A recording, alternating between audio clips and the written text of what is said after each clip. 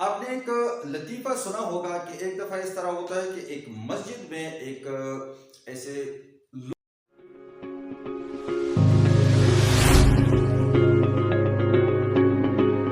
लोफो type के बंदे को कोई शेर साहब देख लेता है और उसे कहता है कि आप और मस्जिद में आप यानी वो क्या है सरप्राइजिंग था। तो वो बड़ा फनी था। वो उसे क्या कहते हैं कि शेख साहब मजा तो आपको तब आएगा या सही हैरानी आपको तब होगी जब मुझे आप जन्नत में देखेंगे। तो इसी तरह क्लास में आपने ये ऑब्जर्व किया होगा कि स्टूडेंट जो सारा साल स्टडी करते रहते हैं और दूसरी टाइप की जो स्टूडेंट है वो स्टडी नहीं करते, एग्जाम के दौरान थोड़ी बहुत स्टडी कर लेते हैं, लेकिन जब एग्जाम हो जाता है और उसकी नंबर देख लिए जाते हैं तो जिसने सारा साल पढ़ाई की होती है वो क्या है, उनके नंबर और दूसरी कैटेगरी के स्टूडेंट्स के नंबर में कुछ खास फर्क नहीं होता। अब ये होता क्यों है? होता इसलिए है कि आपने स्टडी तो की है लेकिन प्रॉपर तरीके से नहीं की है या आपको प्रॉपर तरीके से पढ़ाया नहीं गया है। फॉर इंस्टेंस ये अल्फाज है, आपने एक इंग्लिश कोटेशन सुनी होगी फ्रांसिस बैकन की कि ये मैं फिलहाल क्या है ब्लैंक ले लेता हूं यहाँ कि maths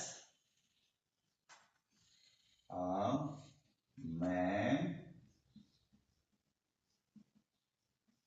perfect, practice max a man perfect. या आप ये कह सकते हैं कि टीचर्स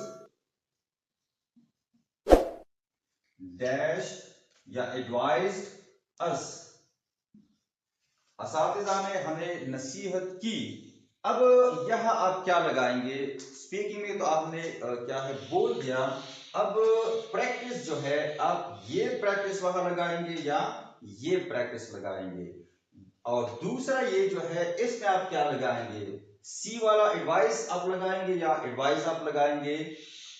जब ये सी के साथ आ जाए तो फिर इसकी मीनिंग क्या होगी और एस के साथ आ जाए तो फिर इसकी मीनिंग क्या होगी? ट्रिकी है, काफी इंपॉर्टेंट भी है, मोस्टली ये काफी क्या है कॉमन से वर्ड है, ज्यादा इस्तेमाल भी होते हैं लेकिन बहुत से स्टूडेंट्स फिर भी इसमें कंफ्यूज है।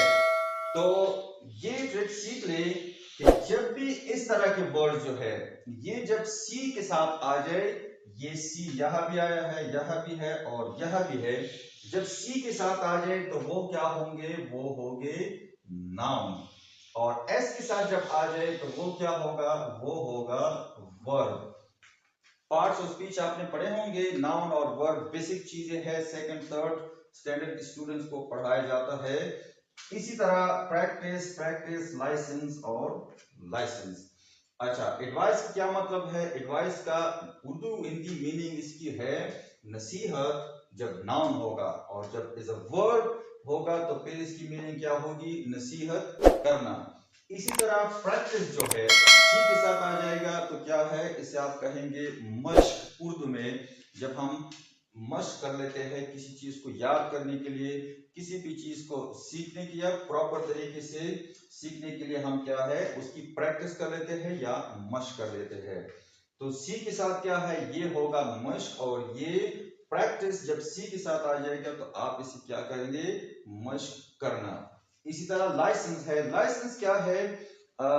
इसे आप इजाजतनामा कह सकते हैं। जब इधर नाउन होगा सी के साथ आ जाए और जब एस के साथ आ जाए लाइसेंस, तो ये क्या है? इजाजत देना के माने में इस्तेमाल होगा। तो अब होप दैट ये आपको ये ट्रिक समझ आ गया होगा और ये वर्ड भी आपको समझ आ गए होंगे कि वहां कौन से वर्ड लगाने चाहिए या कौन से वर्ड सही होंगे। तो यह जो है ये मैथ जो है मैन परफेक्ट, तो ये क्या है? वर्ब इसमें मैक्स मौजूद है तो यह आप क्या इस्तेमाल करेंगे? प्रैक्टिस जो है सी वाला इज अ नाउन जो इस्तेमाल हुआ है वो आप इस्तेमाल करेंगे, प्रैक्टिस मैक्स मैन परफेक्ट। और टीचर ये नाउन है तो एज अ सब्जेक्ट भी ये इस्तेमाल हुआ है तो यह आप क्या करेंगे? यह आप एडवाइस जो है वो एस वाला इस्तेमाल करेंगे, क्योंकि यह इज अ वर्ड, इसकी कमी थी।